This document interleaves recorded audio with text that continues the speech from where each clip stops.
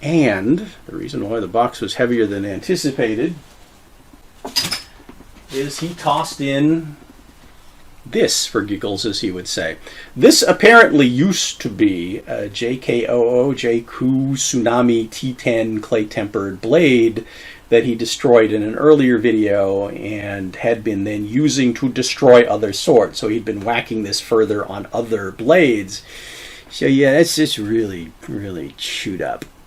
This was about 5 hours worth of work. Yeah, probably the biggest thing I've done in a long time. But remember that jagged, unrecoverable piece of clay-tempered T10? We'll call this preliminary result.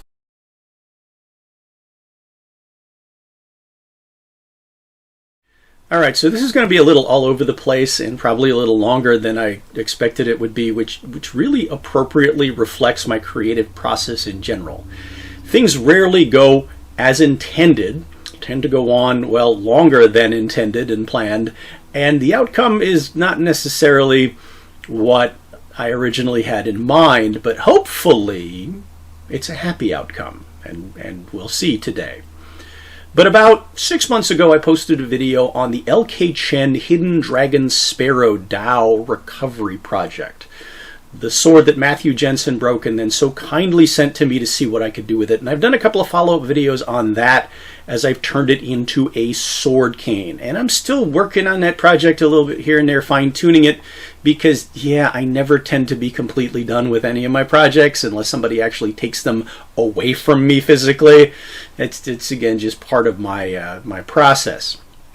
But Matthew Jensen also sent me a chunk of a JKOO JKOO T10 katana that he had broken and then used to like beat on other swords with. And in that video, you saw that I managed to turn it into a reasonably well-shaped O-Tanto. About 12-inch blade, but pretty thick, sizable, weighty blade with a very, very long tang, because that's what was left from the original Nakago. Now, when it came to what to do with that flummoxed me a bit. Matthew Jensen himself suggested, well, could you, because it has the long tang, could you turn it into some kind of a polearm, like a naginata with a short blade, or maybe a short version of a naginata, like certain forms of nagamaki. And we'll talk about nagamaki another time, I promise. But yeah, I stuck it on a shaft and it just really wasn't working for me. For me, a naginata should have, well, a more sizable blade with, well, more blade forward mass, like a willow leaf shape, shall we say. So that tanto shape just didn't look good on the end of a shaft. My next thought, since I didn't want to cut down that nice long tang, was I tried sticking it on the 25 centimeter, and forgive me if I screw up the metric, because yeah, I'm American, I don't use that very confidently. 10-inch Tsuka that was originally on the handmade katana. They call it a Wakizashi, kind of a ninja toe, that I reviewed, well, quite a long time ago. Hated the blade because it was a really badly hardened 1045 blade. I've been since using it, you've seen in other videos, as a target. But I really love the Tsuka. So I figured, okay, well, let me see if it fits on there, and I'll post a picture. Aesthetically and handling-wise, no, really not. Did not work whatsoever for me. So I considered, well, it's O-Tanto sized. Let me just go online, and I ordered a 15 centimeter, 6-inch Tsuka from Longquan that was pre-assembled, and I figured I'd use one of the, smaller guards that I had already kind of in my drawer, see what I could put together. I didn't want to spend a lot of money on it. While I was at it, I also ordered a new Habaki for it. We'll take a look at that in a second. But when I got that Tsuka, again, rambling a little bit, if you go back to an old video review I did of my T10 Yongli Tanto, where I really wasn't pleased at all with the Tsuka, and then I did a follow-up to it in the video I did on modifying my Japanese style swords, where I showed you I tried to put some new fixtures on it, rewrap it, and I still wasn't happy with it. Well, the Tsuka I got just seemed to really suit that Tanto and dropped right on. So here that is. And basically what I got for, well, very little money are some iron-looking fixtures that have that bamboo mat sort of pattern. It's got real black rayskin, not a badly done silver manuki, and the wrapping it's not real leather, it's pleather. I expect that's eventually going to break down, but I'm confident enough re-wrapping a Tsuka that it's not a big deal for me, and considering, it probably cost me $15-20, it wasn't a big investment. And the original one was undersized, badly fit, artificial rayskin, didn't like the fixtures, and it was shimmed like crazy in there. This just popped on nice and snug and perfect, like it was made for it. And I went ahead and put back on that original kind of mini version of the Musashi double-lobed iron Tsuba. And I think the result is quite nice. So, no Tsuka for the recovery project yet. So I went back online and decided to try a, see if I get this right, 20 centimeter, so about an 8-inch Wakizashi Tsuka from Longquan. I wound up cutting the Nikago down just a little bit to fit it, but let's see how it turned out.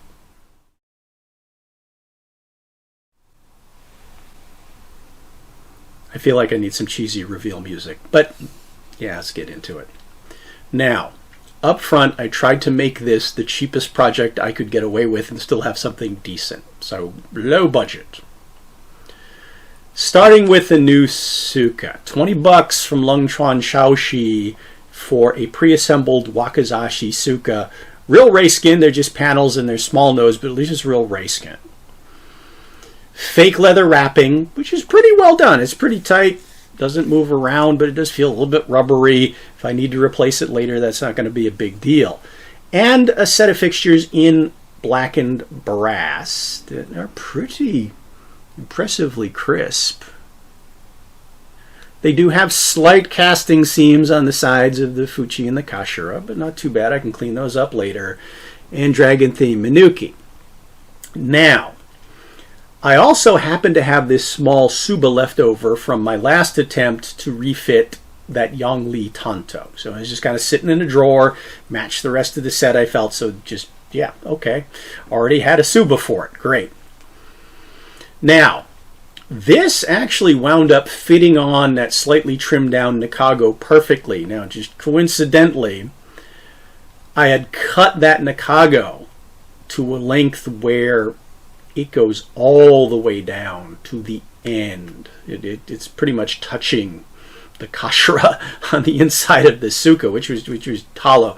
I think one of the things, and other people have mentioned this, if you get a pre-built Tsuka from Longquan that's not full length, that what they tend to do is take a full-length Tsuka and then cut it down to Wakizashi or Tanto length, so you do wind up having a slot that goes all the way through it. But it fit the blade perfectly. And also then I have steel, and quite a lot of steel, all the way down to the end of this handle.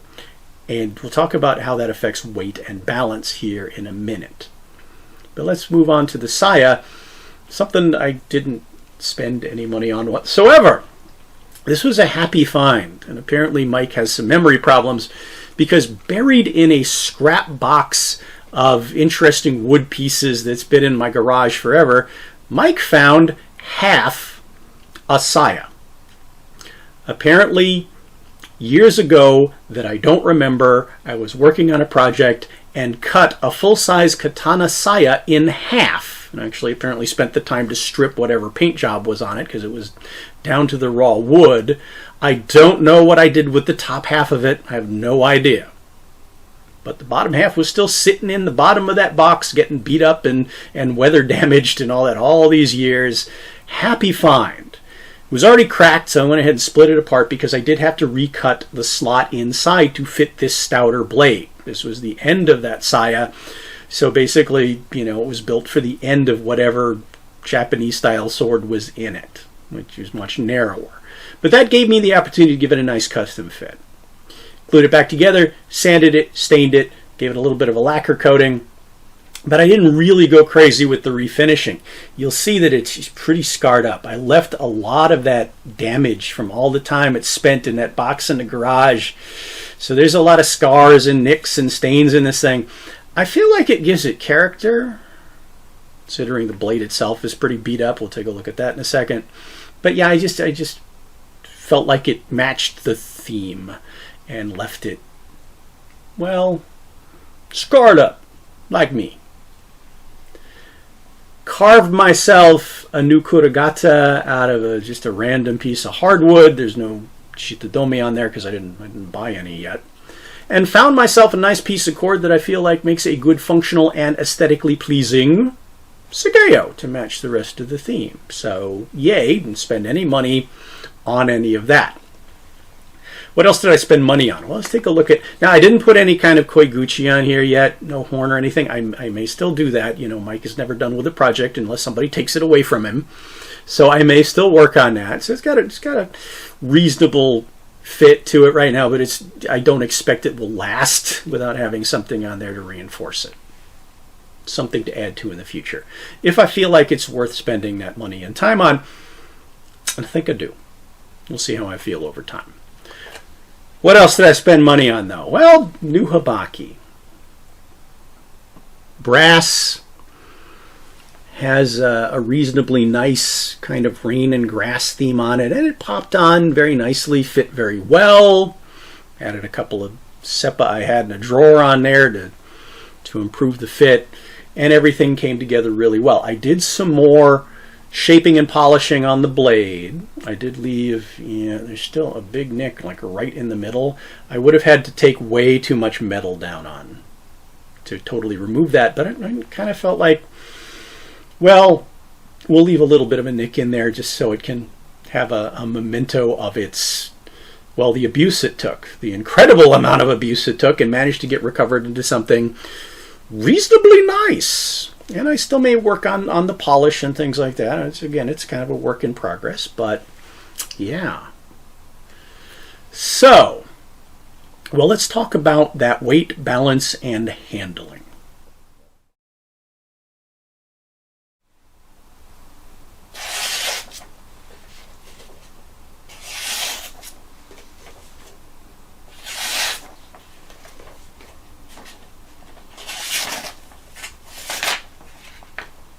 There's still that nick in the middle of the blade. Okay, so first off, I wanted to show you where in an obi kind of Wakizashi tanto style, you'll notice it is kind of, well, weirdly proportioned. I've got a lot of tsuka and not much saya on the other side of the belt, so yeah, it does kind of feel like it's dangling out here.